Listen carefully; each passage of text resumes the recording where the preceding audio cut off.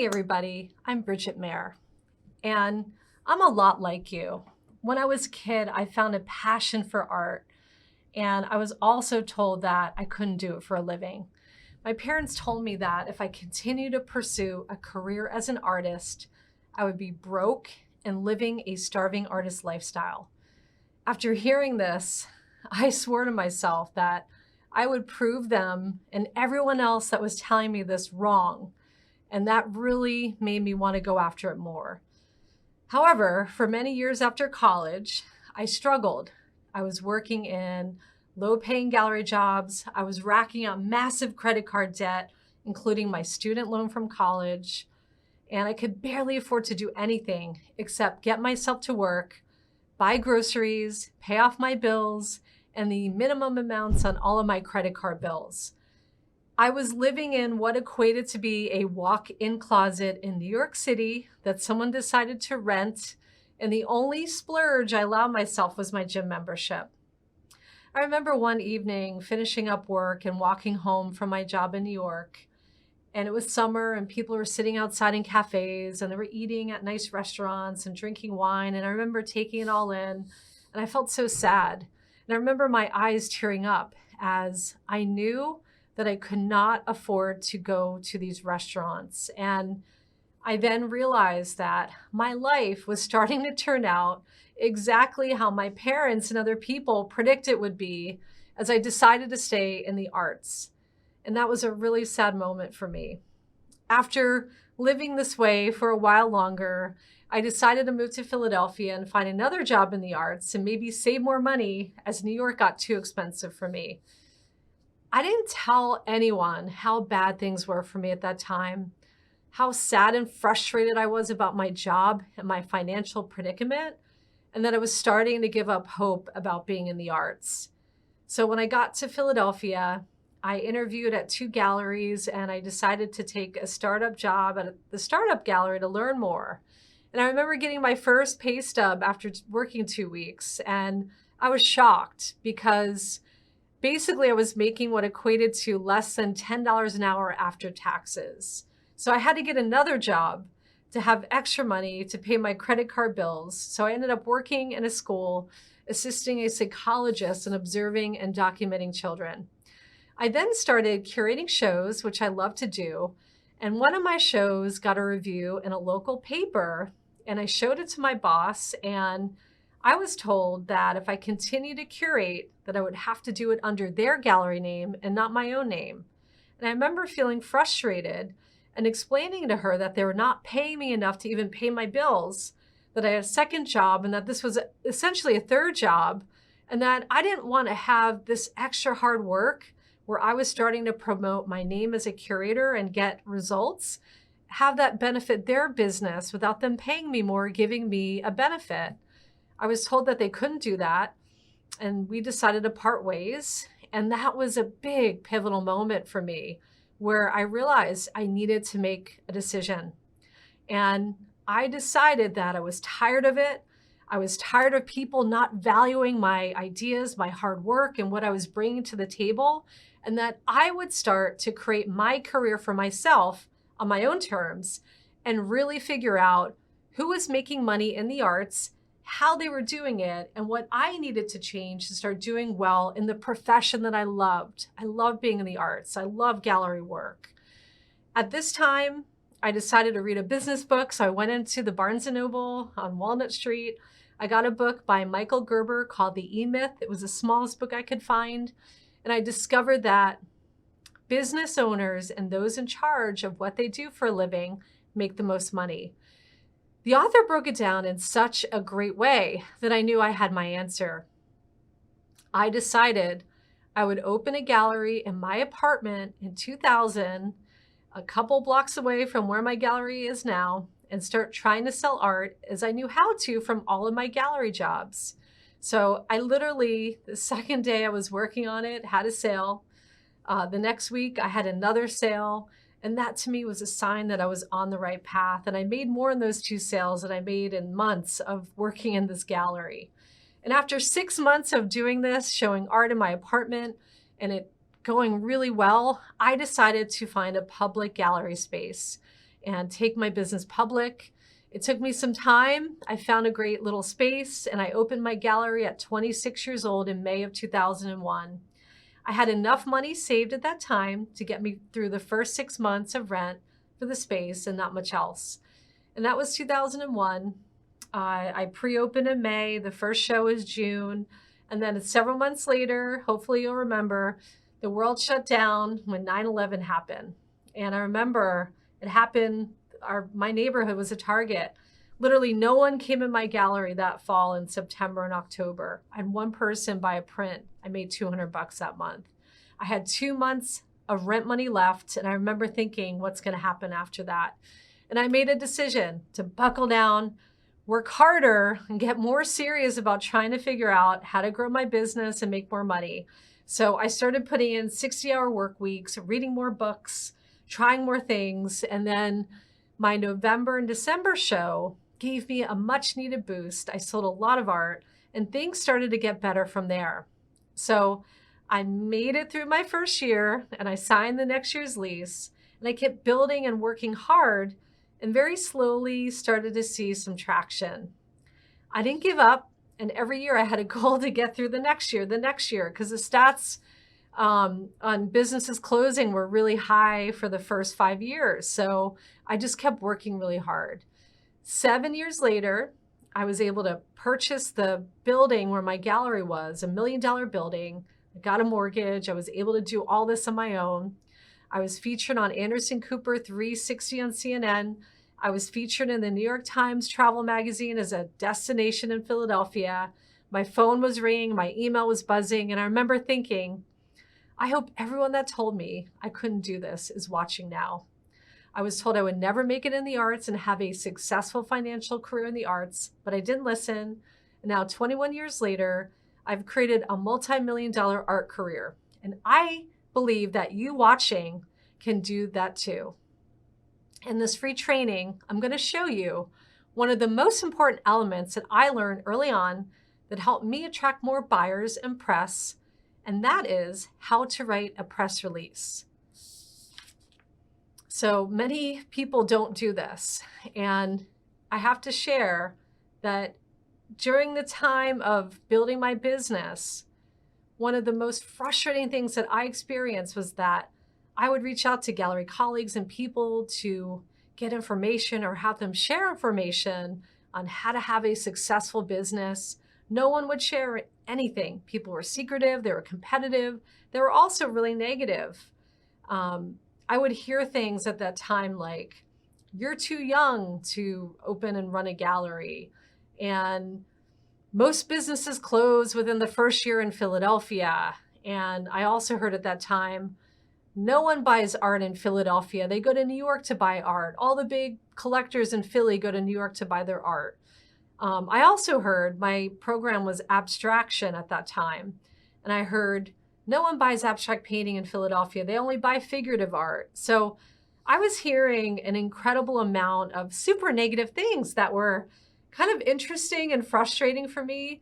They were being made, these comments were being made by people that thought they were helping me, but they only fueled my desire to prove them wrong and have a wildly successful business. So what I quickly realized was that there was a lot that I knew from all my gallery and business experiences with being in and working in and running galleries with owners. But there was a lot that I did not know, and there was so much that I needed to learn in operating my business.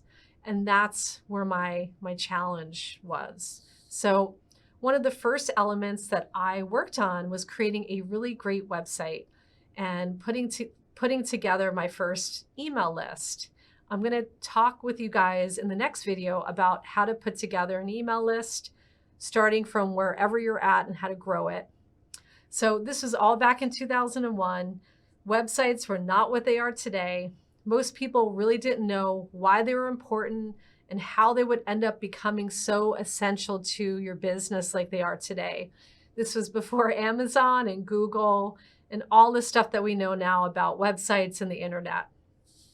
So I decided to follow what the top galleries in New York were doing with their websites, and they had beautiful websites. So I spent time researching the best websites. I designed my own website because I didn't want to hire a designer. And I spent a lot of money getting someone to program this site for me. And basically at that time, if I needed money, I would eat soup for a few weeks and not really spend a lot of money and take my grocery money to use for my business. So I remember telling a local gallery owner when they asked me what I was working on, that I was working on my website, and I heard, "You're wasting your time. No one would look at art on a website." And I remember thinking, okay, maybe, but it's a place to have information on my business for people that want to know more about what I'm doing and who my artists are. It's essentially a business card. And that's what I tell artists today. If you don't have a website, you need one. It's your business card. People look at art online. So the next thing I did was to collect every single name and email of every person that I knew at the time. I asked my gallery artists to do the same. And I think my first email list was around 100 people.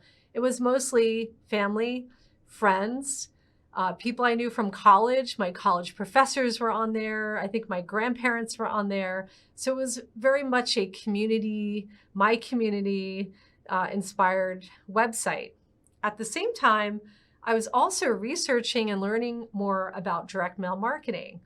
Direct mail marketing means mailing people something that they get in their mailbox. So what I did was I took the principles of direct mail marketing and I decided to apply it to email marketing because that was just starting to become a thing in the marketplace. So again, for context, this was early on. I got my first email address and email sent to me when I was in college as a junior in 1995. So this was only 6 years later when most people were barely using email and the internet was still pretty empty. So that gives you a little bit of context.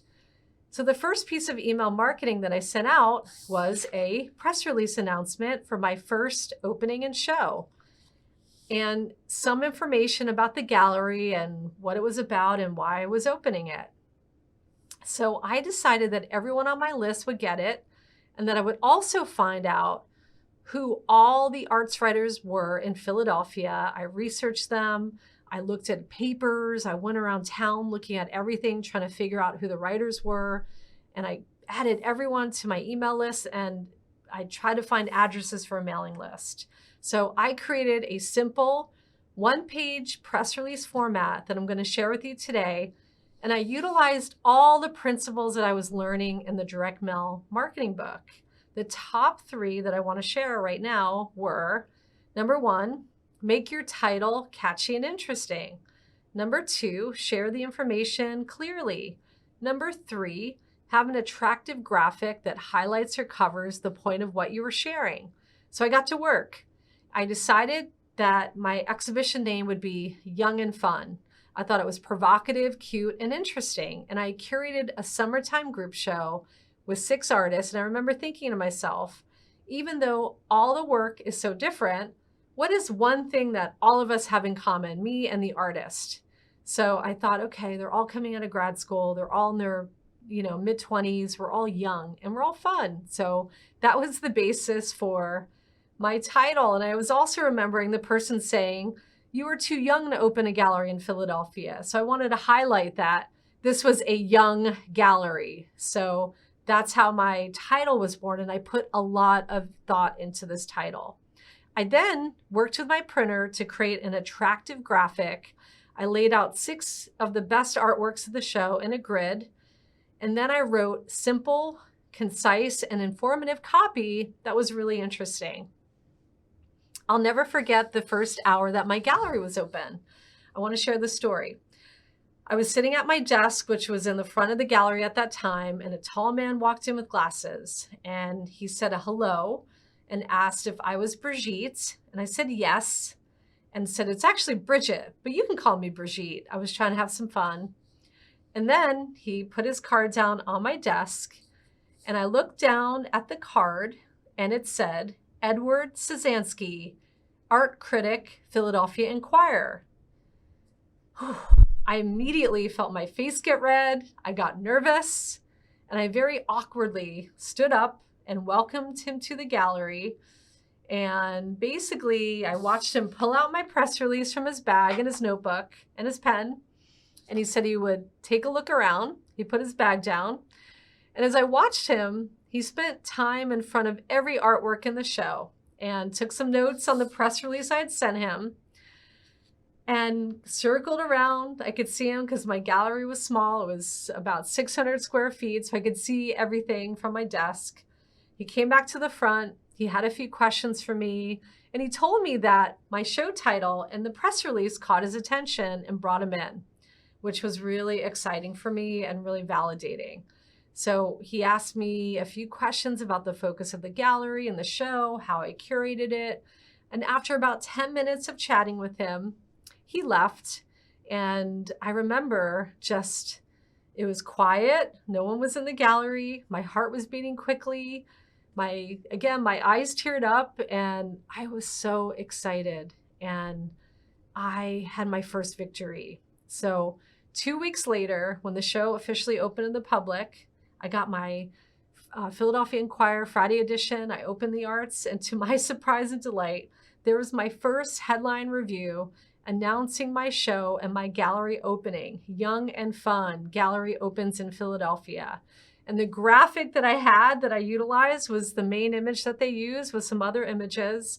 The entire column was dedicated to me and the show. And I was so excited. So this was all amazing to me. And for those of you that know the impact of press, you know what I'm talking about. For those of you that don't, getting reviewed, getting articles is so important. They bring people in, they generate more interest. And that week was so busy for me. People were reading the review, they were coming in, they were checking me out. And I had a lot of art lovers and curious people coming by. And it was such an exciting time for me. And I followed the book that I was reading, which said, make sure you get everyone's name, address, their email address, and get permission to send them stuff. So that's what I did. And I was really focused on that because I had absolutely no mailing list. So that show truly started my list building and my marketing endeavors to go after exactly what I wanted. And I have not stopped 21 years later. So I just wanted you to know about my background because some of you don't know me at all. Some of you know me really well. So that's really important for you to know all this. I will share with you in the next video how I created my email list and how I've used it to attract museum curators and other success in my career.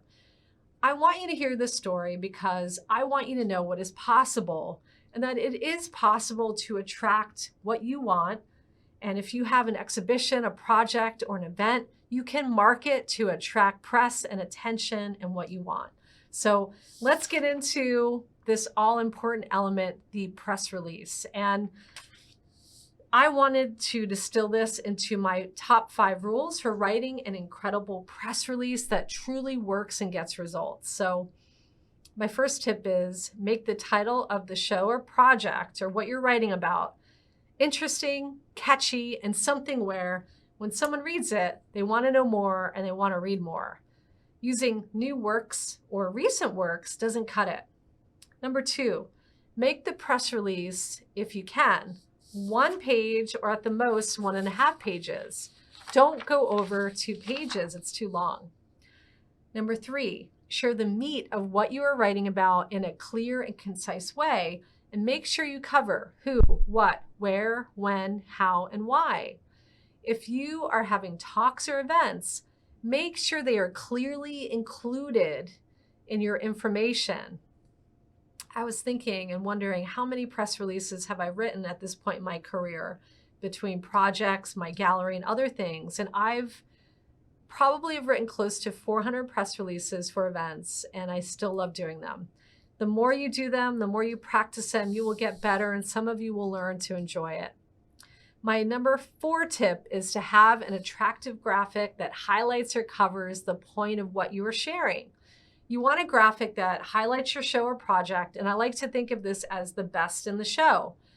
Most creatives intuitively know what the best work is in the show or have a feeling. If you need help deciding between 2 things, ask someone you trust or take a mini poll. I remember one artist telling me that they like to save the best work for people to see for when they come in to see a show. And I do not recommend this. You want your best work out there to draw and impress people. You want to impress them and get them in. I had a client for many years that would collect all the works that I featured on my exhibition postcards.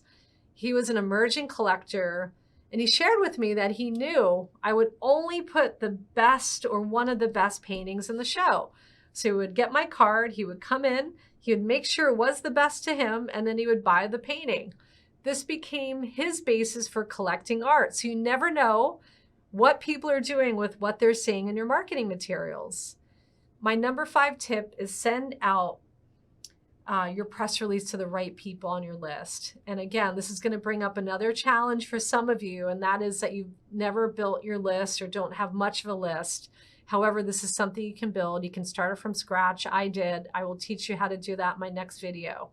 So similar to what I shared from my first exhibition, you want to send this out to your qualified list of people, or as many as you can. We like to send our press release out 4 to 5 weeks before a show opens to the press so that we can get on their calendars and they want to come in. And then to clients and other interested people, we send it out 2 weeks before a show or a project opens. And that means that they'll get it, they're not going to forget about us, and they'll make a note to come on in. So one of the great things with many of you use MailChimp or Constant Contact, and you have an email system, and that you can send your press release out through that, and then you can see what your open rate is or the percentage of people that opened your email. And that's really important information. So you can also see if you include a link, maybe you have a link for people to click back in your website and see the new works. You'll see who clicked on that link and how many people. And that's a great potential indicator of who is potentially interested in what you're doing. So this press release formula has worked incredibly well for me over many, many years. And we've had lots of press articles, hundreds of articles come out from this process. I've coached artists with this process in my one-on-one coaching. Same thing that I'm teaching you right here. And one of my coaching clients, Holly, who's based in California, was getting ready for a show, and her gallery let her know that they did not write press releases. And she wasn't happy about this. She was actually really mad. And she told me about it. And I said, so what? Write your own. And she thought, I can do that? And I said, yeah, of course you can do that. Write your own press release. I gave her the format. And I told her to send it out to her list, which she did. And I also coached her on the timeline of sending it out, just like I just shared with you. And I also recommended that she give it to her gallery, that she ask them to put it on their website and to share it out in their newsletter. So she did all of that. And from her efforts, she ended up getting 2 newspaper reviews, 2 online reviews of her show. And in addition, from sending this out with a link back to her website for people to see the work, she had several sales that happened from this. And then the gallery sent it out and had multiple sales. So, and the gallery was so happy that they ended up booking her next solo show for 1.5 years out. So her show pretty much sold out. She had 4 beautiful reviews. And the next step was I coached her on putting her articles into a press packet and sending this out to galleries she was interested in talking to. So it turns out that one of the galleries she emailed had been following her on Instagram and decided to set up a Zoom call to interview her for potential representation. And for some of you, if you're interested in learning more about marketing, it's one of my topics that I love. I cover this topic over 12 videos and modules in my Art MBA program. It's on my website, bridgetmayer.com. And I am a firm believer in this process and what I teach and taking proactive steps to get what you want. So some of you are waiting for people to do this for you. That's why I'm always very proactive. I don't wait for anyone. I coach artists, do the work, get it done, get the results, have the next step happen. So we've gotten so many press articles over many years. And I will share with you that in a few days, I'm going to be sharing my live event. It's an all-day Zoom event on September 11th. It's going to be recorded as well. You'll have another opportunity to learn the next level about how to be even more successful in getting press, as I have a major art critic that will be on my program. I'm going to be interviewing her. She's going to tell you what to do, what not to do, how to attract the attention you're trying to get, how to get articles. So I love sharing information to help you get results. That's my mission with what I'm doing. So thank you for being here today. I hope some of this was helpful. I hope you got some new information that you did not know. I hope you have new inspiration. And if you want to see press releases, just go to my gallery website, Bridget Mayer Gallery. We have them there, and you can see how we do it. So have a great day. I'll see you in the next video where I'm going to cover for you guys how to build that all-important list that everyone needs. So, and you can start from any point. So have a great day. Take care.